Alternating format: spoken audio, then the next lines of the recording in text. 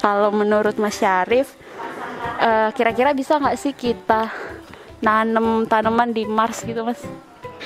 Mungkin bisa, karena hampir sama kan sumber daya yang ada di Mars, makanya banyak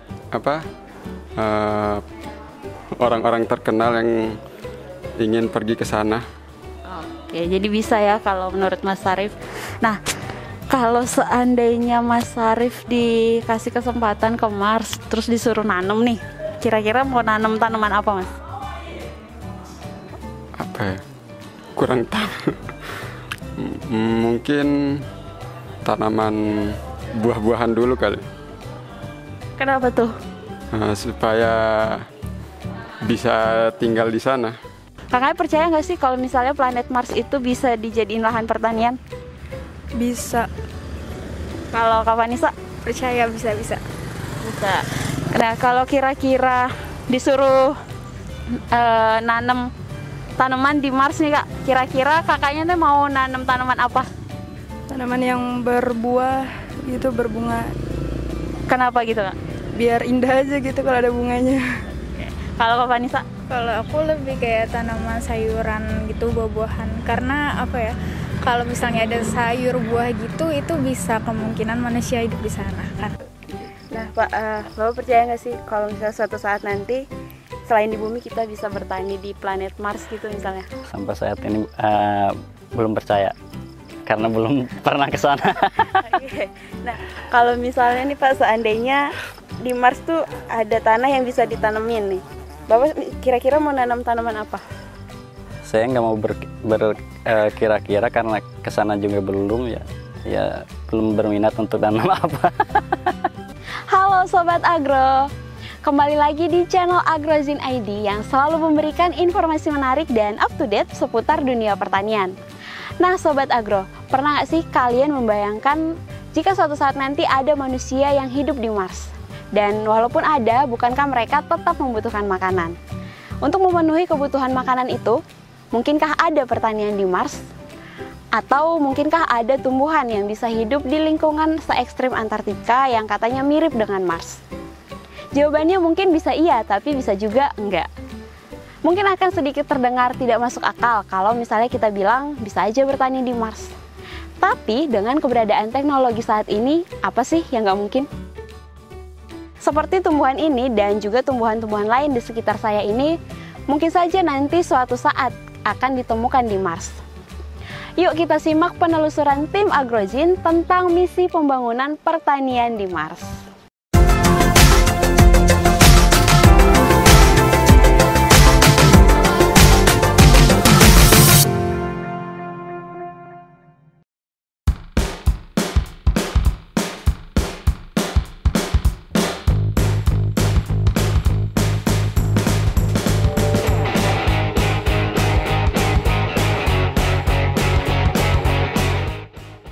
Faktanya, planet Mars diyakini para ilmuwan sebagai planet yang paling layak huni di tata surya selain bumi yang ditempati manusia saat ini.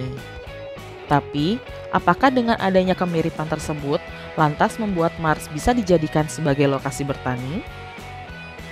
Dengan kemampuan teknologi sekarang, bisa kita bayangkan sekitar 20 tahun ke depan akan seperti apa pertanian di bumi ini. Mungkinkah tahun 2030 bisa ada manusia yang bertani di Mars? Untuk menjawab ketidakmungkinan dan kemustahilan tersebut, ilmuwan dari Jerman yang tergabung dalam sebuah proyek German Aerospace Center, Deutsche Zentrum für Luftfahrtforschung, dan ilmuwan NASA melakukan penelitian di Antartika dengan membuat sebuah greenhouse yang disebut Eden's Nest untuk menumbuhkan tanaman sayuran tanpa cahaya matahari dan tanah.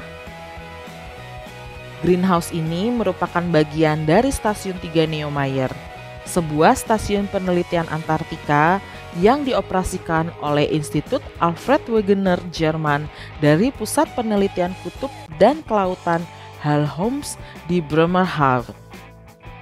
Greenhouse tersebut dibuat mirip dengan badan pesawat atau hub yang sering digunakan astronot ketika keluar angkasa.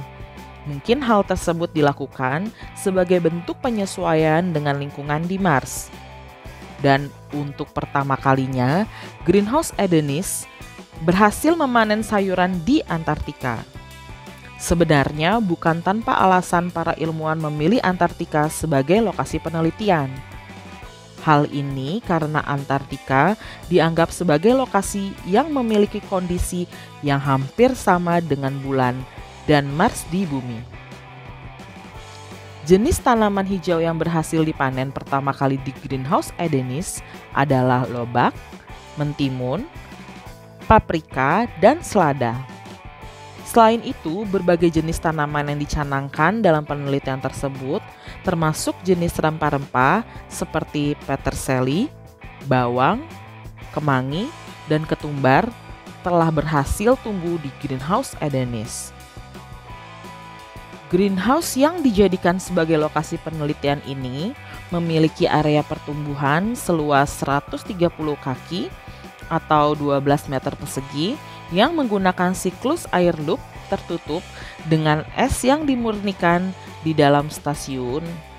Dan para ilmuwan tersebut menambahkan air ke dalam larutan nutrisi yang nantinya akan disemprotkan ke tanaman setiap 5 hingga 10 menit sekali.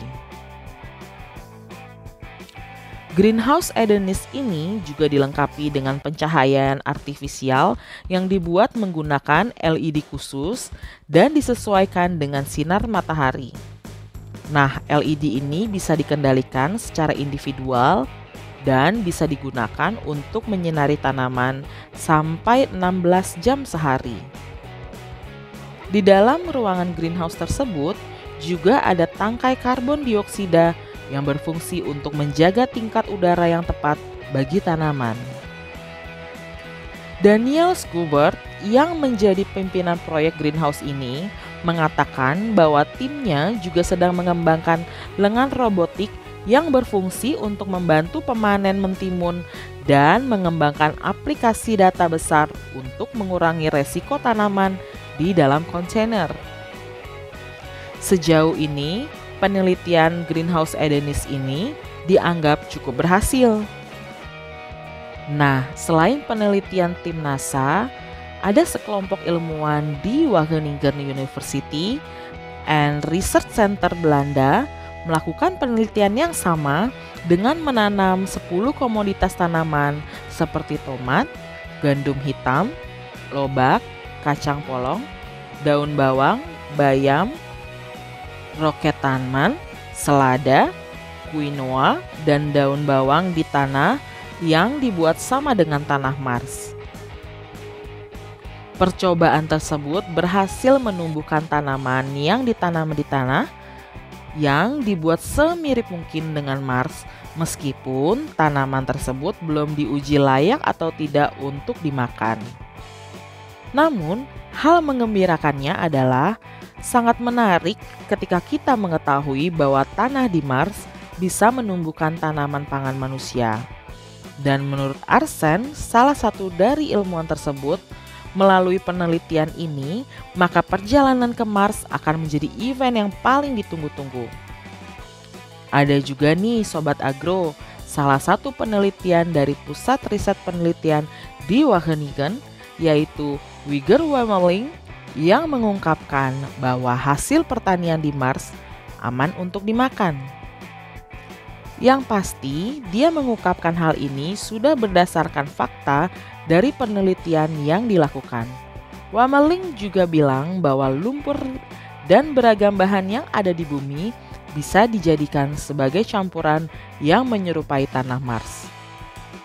Berbagai penelitian yang sudah dilakukan oleh para ilmuwan tersebut memberi kabar baik bahwa memungkinkan kita untuk melakukan pertanian di Mars. Tentu saja dengan menyesuaikan atau membuat lingkungan khusus yang menyerupai kondisi di Mars. Tapi sekali lagi, dengan kemajuan teknologi bukan hal yang mustahil jika pertanian di Mars ini bisa terwujud.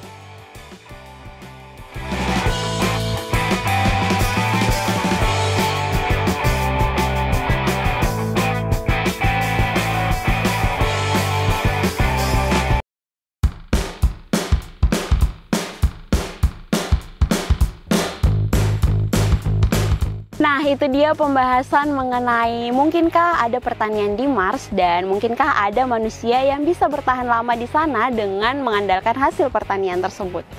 Segala ketidakmungkinan tadi bisa saja terjawab dengan adanya berbagai penelitian yang dilakukan oleh para ilmuwan hebat seperti NASA. Dan akan seperti apa kelanjutannya? Kita serahkan saja kepada mereka yang ahli. Tapi dengan keberadaan teknologi saat ini, bukan tidak mungkin jika suatu saat nanti misi tersebut bisa terwujud. Terima kasih kepada Sobat Agro yang sudah menonton video ini sampai selesai. Dan kalau kalian punya komentar, saran, ataupun masukan untuk next video, bisa langsung dituliskan di kolom komentar di bawah. Jangan lupa like, komen, dan subscribe AgroZine ID. Dan kita ketemu lagi di next video. Ira pamit, dadah!